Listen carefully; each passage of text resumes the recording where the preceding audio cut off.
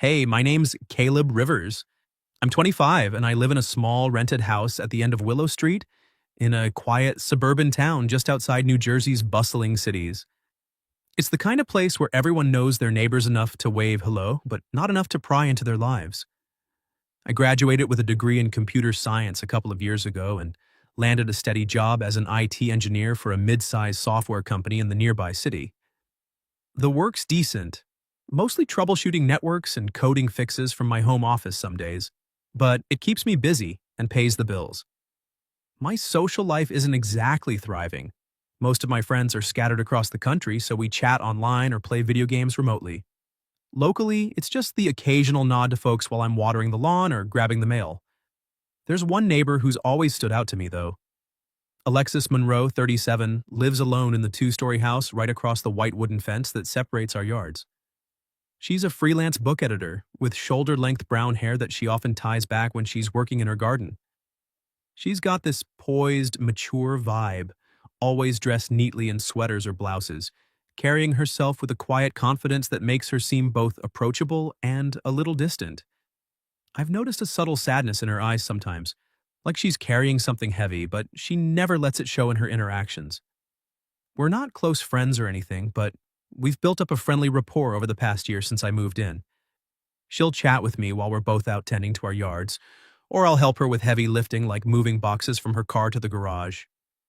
In return, she's baked me cookies a few times or shared a cup of coffee on her porch when the weather's nice. We've even joined a couple of neighborhood barbecues together, talking about books she's editing or the latest tech gadgets I'm into. It's all been platonic, neighborly stuff, nothing more. That Saturday night started like any other low-key weekend for me. I'd wrapped up a long week at work and decided to unwind on my front porch with a cold beer and my old acoustic guitar. The sun had set, leaving the street bathed in the soft glow of porch lights and street lamps. Crickets chirped in the background, and a light breeze rustled the leaves on the maple trees lining the road. I strummed a few random chords, humming along to an old folk tune, feeling relaxed for the first time in days. That's when I heard footsteps on the sidewalk. Alexis was walking up her driveway, coming back from what looked like a night out. She was dressed in a simple blue dress that hugged her figure just enough to notice, her hair slightly disheveled and her steps a bit unsteady. She spotted me through the fence and waved, her smile brighter than usual. Instead of heading straight inside, she veered toward the fence and leaned against it, peering over at me. "Caleb, you're up late," she said, her voice a little slurred, with a giggle that wasn't typical for her. I set my guitar down and smiled back. "Yeah, just unwinding. You look like you had a good time. Birthday party, right?" She nodded, resting her elbows on the fence. "Friends from work. They didn't let me off easy with the drinks." She laughed again, louder this time, and I could smell the faint scent of wine on her breath even from a few feet away. We chatted casually at first, like we always did. She told me about the party, how her old colleagues had surprised her with a cake and too many toasts. I shared a bit about my week, mentioning a small promotion I'd gotten at work. The conversation flowed easily, but there was something different in her tone tonight, more open, less guarded. As the talk shifted, she got quieter, staring at the ground for a moment. "You know, Caleb, living alone at 37, it's not always easy. People look at you like you're missing something because you never got married. But honestly, sometimes I just feel old, like I've missed my chance at, I don't know, being wanted." I tilted my head, sensing the vulnerability in her words. "Alexis, you're not old. You're accomplished, independent. Anyone would be lucky to have you in their life." She looked up at me then, her eyes glassy from the alcohol, shimmering under the porch light. There was an intensity in her gaze that made my heart skip a beat. She leaned closer over the fence, her face inches from mine. "Do you really think that? That someone could still like me even at my age?" Before I could respond, she reached out, her hand brushing my shoulder. In one fluid, impulsive motion, she pulled herself closer and pressed her lips toward mine. It started as a graze on my cheek, soft and warm, but then she aimed for my mouth, her breath mixing with mine. For a split second, time froze. I could feel the heat of her skin, the faint taste of wine, and an unexpected rush of attraction I'd never fully admitted to myself before. But reality hit me hard. She was drunk, her movements unsteady, her eyes unfocused. This wasn't right. She wasn't in control. If anything happened now, it would feel like I was taking advantage, and that's the last thing I wanted. I gently placed my hands on her shoulders and pulled back, keeping my voice calm but firm. Alexis, you're drunk. I don't want you to do something you'll regret in the morning. She blinked, a flush creeping up her cheeks as realization dawned. She laughed awkwardly, stepping back. Oh God, I'm sorry. Yeah, too much wine. She swayed a bit, so I stood up and helped her steady herself. Let me walk you inside. Make sure you're okay, I said, guiding her to her door. She fumbled with her keys, but I got her settled on her couch with a glass of water before heading back home. That night, sleep didn't come easy. I lay in bed staring at the ceiling, replaying the moment over and over. Her lips on my cheek, the way she'd looked at me, like she needed something more than just a neighbor's kindness. Did she mean it, or was it just the alcohol talking? Would she remember any of this tomorrow? I didn't think badly of her at all. If anything, it made me realize how much I'd grown to care about her. But I was glad I'd stopped it. I respected her too much to let it go further when she wasn't herself. Still, a part of me wondered what might happen now, and if our easy friendship could survive the awkwardness. The morning after, I woke up with a pounding headache, not from drinking, but from the whirlwind of thoughts that had kept me tossing and turning all night. Sunlight filtered through my bedroom curtains, casting long shadows across the floor. I glanced at my phone first thing, half expecting a text from Alexis, maybe something lighthearted like, sorry about last night, too much wine. But there was nothing. No notifications, no missed calls. I sat up, rubbing my eyes, and peered out the window toward her house. The curtains were drawn tight, not a single gap letting in the daylight. Her bike was still propped against the porch railing where she'd left it, untouched. It felt off, like the house itself was holding its breath. I tried to shake it off and go about my day. Brewed some coffee, checked emails from work, even strummed a few chords on my guitar to distract myself. But my mind kept drifting back to that moment by the fence. Her lips brushing my cheek, the warmth of her breath, and how I'd pulled away. Had I done the right thing? I didn't regret it. Respecting her was more important than any fleeting impulse.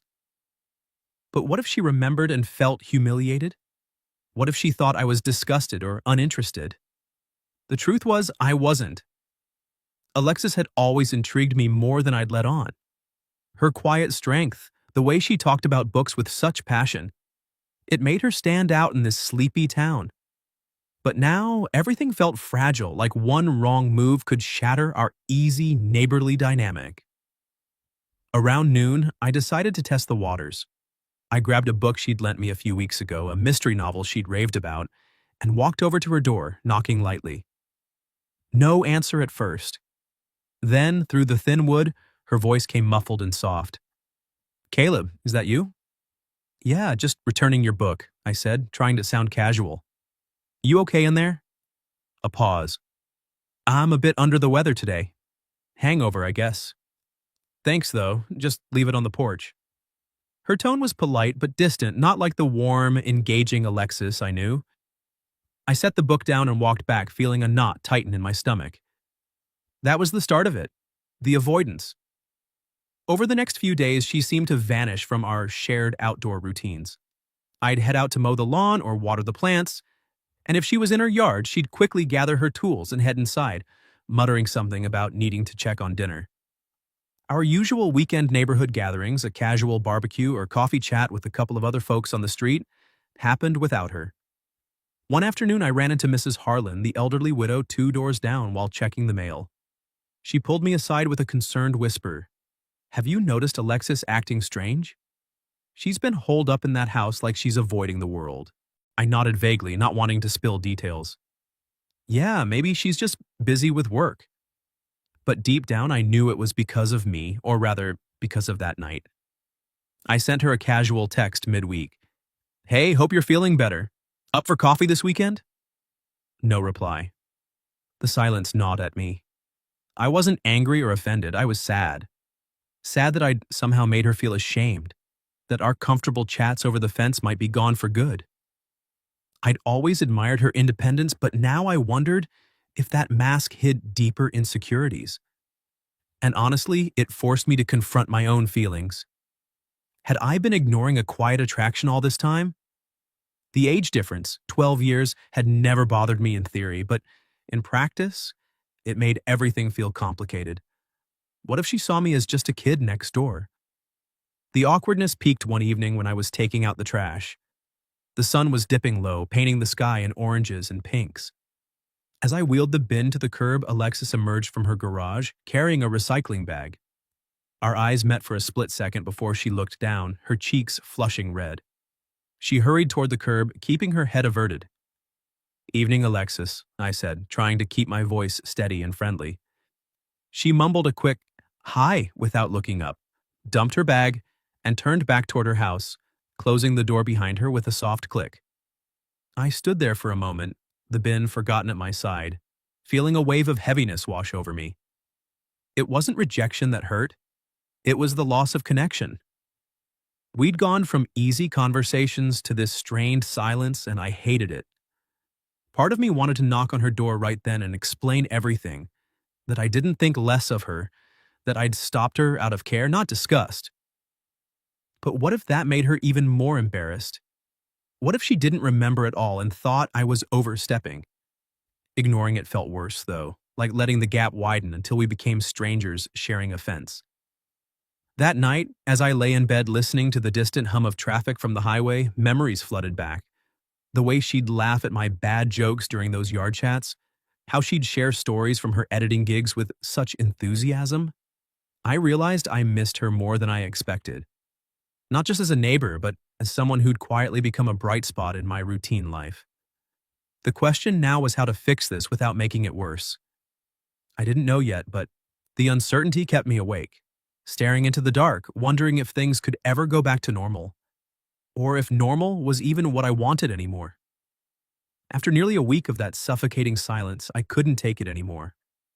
The awkward glances, the closed curtains, the unanswered texts, it was all building up like a storm I couldn't ignore. I didn't want to push her, but letting things fester felt worse. So, one morning before work, I sat at my kitchen table with a pen and a scrap of paper, scribbling out my thoughts. It wasn't poetic or elaborate, just honest.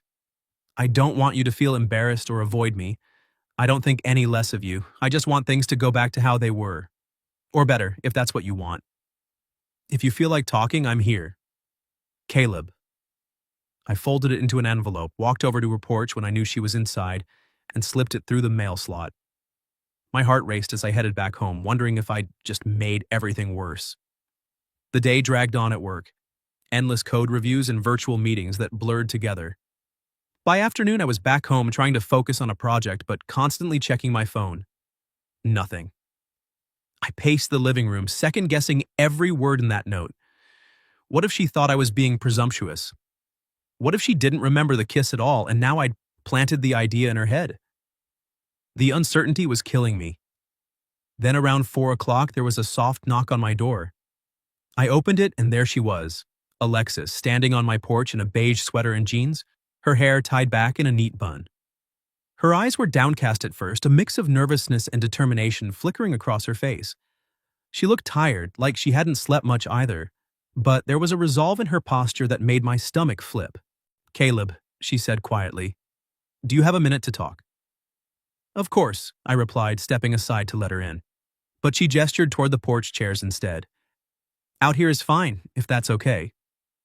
We sat down, the late afternoon sun casting long shadows across the yard. The fence between our houses loomed in the background, a silent reminder of that night. Neither of us spoke for what felt like an eternity.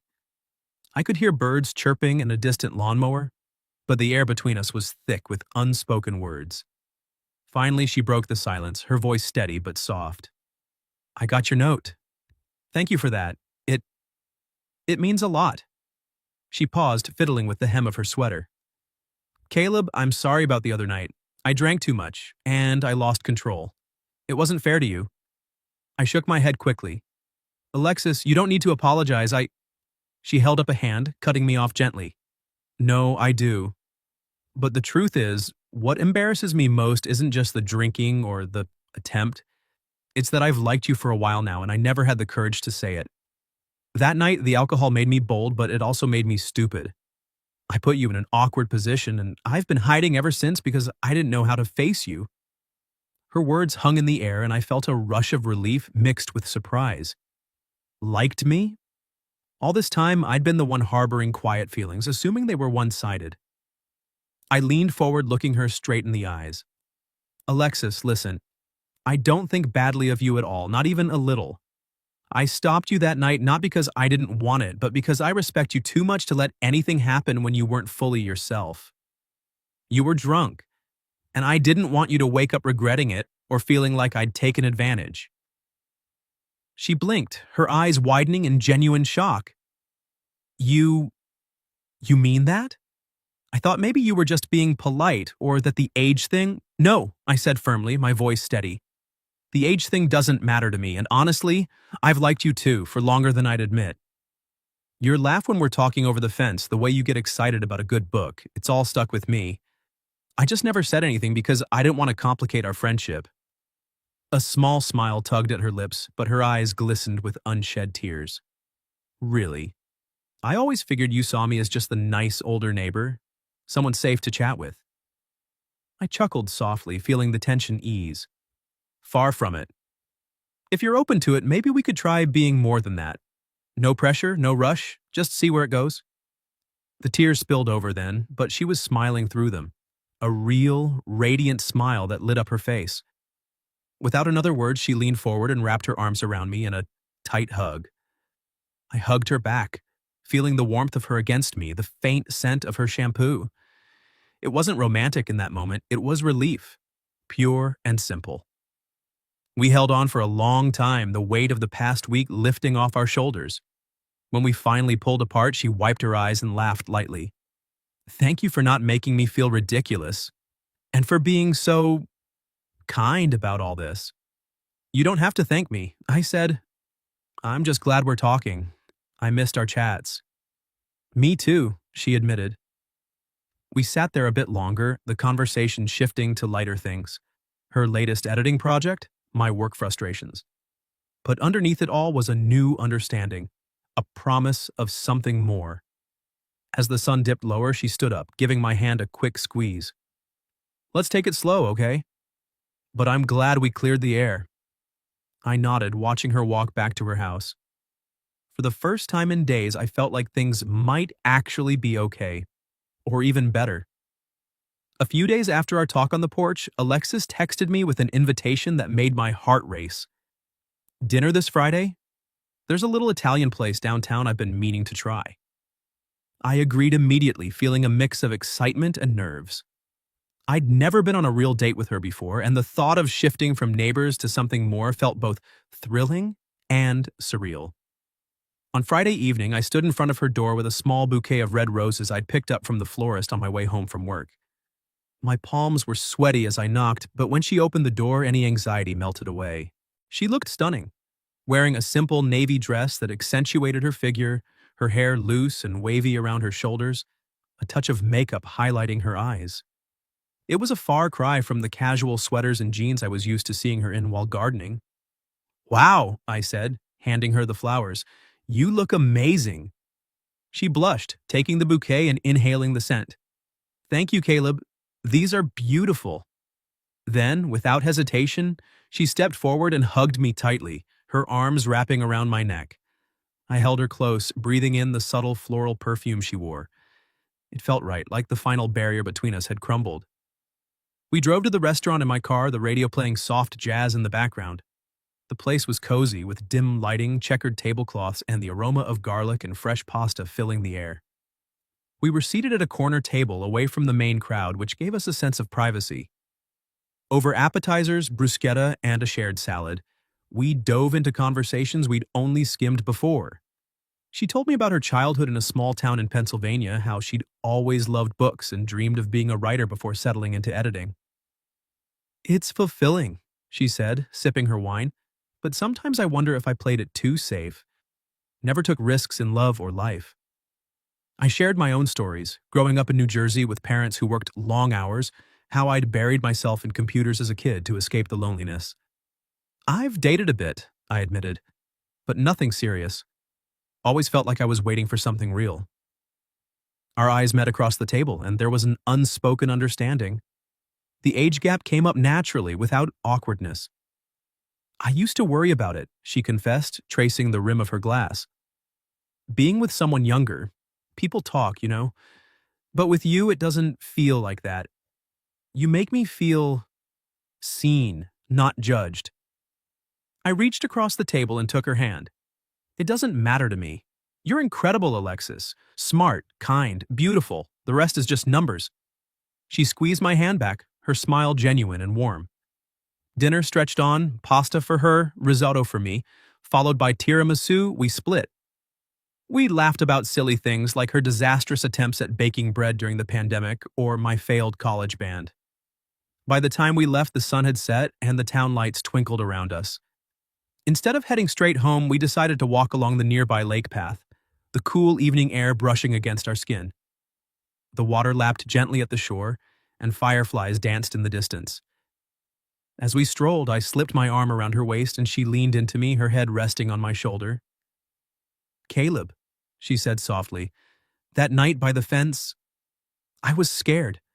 Scared of rejection, of looking foolish, but mostly scared of not taking a chance on how I really felt." I stopped walking and turned to face her. "I'm glad you did, even if it was messy. It got us here." She looked up at me, her eyes reflecting the moonlight. "And now? With me fully sober?" I smiled, cupping her cheek gently. "Now I do this." I leaned in and kissed her, slow, tender, letting the moment build. Her lips were soft against mine, and she responded with a quiet sigh, her hands moving to my chest. It wasn't rushed or fueled by alcohol, it was real, intentional, filled with all the emotions we'd held back. When we pulled apart, she laughed softly, tears glistening in her eyes again. "I've wanted that for so long." We lingered by the lake a while longer, talking about what this could mean. She opened up about her past, a long-term relationship that ended badly years ago, leaving her wary of vulnerability. "I built walls," she said, "but you make me want to tear them down." I shared my own fears of committing too soon, of not being enough for someone as accomplished as her. But in that conversation, we both realized we were ready to try. The weeks that followed were a blur of discovery. We started small, cooking dinner together at her place, where she'd teach me her secret cookie recipe, flour dusting our clothes as we laughed over mishaps. I'd fix little things around her house, a creaky door, a flickering light, and she'd reward me with stories from her editing world, reading passages aloud while we lounged on the couch. Our dates became more frequent. A picnic in the park, a drive to a nearby bookstore where we'd spend hours browsing, or quiet evenings watching old movies, her head in my lap. One night, after a particularly long day at work for both of us, we ended up back at the fence where it all began. Sitting on her porch swing, she turned to me. "Caleb, being with you, it makes me feel alive again. Like I don't have to pretend to have it all figured out." I pulled her close. "You don't. We're figuring it out together." That led to another kiss, deeper this time, as the stars emerged overhead. We didn't rush into anything physical beyond that, holding hands, hugs that lingered, but the connection grew stronger each day. She started opening up more about her fears of aging alone, and I reassured her that she wasn't alone anymore. In turn, she helped me see my own potential, encouraging me to pursue side projects in coding that I'd put off. Through it all, there were no major hurdles, just the quiet joy of building something real. I realized then that love didn't need drama to be profound. It could be as simple as two people choosing each other step by step. From that kiss by the fence onward, our lives intertwined in ways that felt both natural and exhilarating. Alexis transformed almost overnight. No more drawn curtains or hurried retreats inside. She started greeting me with a bright smile every morning, waving from her porch as I headed to work. The avoidance was gone, replaced by an openness that made her seem younger, more vibrant. She even began sharing our story with her close friends, casually mentioning her younger boyfriend over coffee meetups. At first I worried about the reactions, but she handled it with grace, laughing off any raised eyebrows. Age is just a detail, she'd say, and her confidence rubbed off on me. I learned to ignore the occasional whispers from the neighborhood, too. Mrs. Harlan gave us a knowing look during one of her evening walks, and a couple of guys at the local hardware store teased me lightly when they saw us together grabbing supplies for a yard project. But it didn't matter. What did was coming home each day to find Alexis waiting in her kitchen, stirring a pot of soup or flipping through a manuscript, ready to pull me into a hug. We'd fallen into a rhythm. Evenings spent cooking together, her teaching me how to perfect her famous lasagna while I shared playlists from my college days. Weekends became our escape, drives to nearby state parks for hikes, or lazy afternoons in bookstores where she'd recommend novels that changed her perspective on love. We hosted our first small gathering a month in, a casual backyard barbecue with a handful of neighbors and her work friends. I grilled burgers while she mixed salads, and for the first time I reached for her hand in front of everyone. She laced her fingers with mine without hesitation, leaning in to whisper, "This feels good." Laughter filled the air as stories were swapped, and by the end of the night, the awkwardness of the past had faded into just another neighborhood tale. No one made a big deal out of it. If anything, they seemed happy for us. As the weeks turned into months, we started dreaming aloud about the future. Long walks under the golden porch lights became our ritual, where we'd talk about road trips to the Jersey Shore or even a weekend getaway to New York City. She'd tease me about my youthful energy keeping her on her toes, and I'd counter by saying her wisdom grounded me. One crisp autumn evening, as leaves crunched under our feet, she paused and asked, "Caleb, do you ever worry about loving someone almost 40? The years, they add up." I stopped and turned to her, taking both her hands in mine. "Not for a second.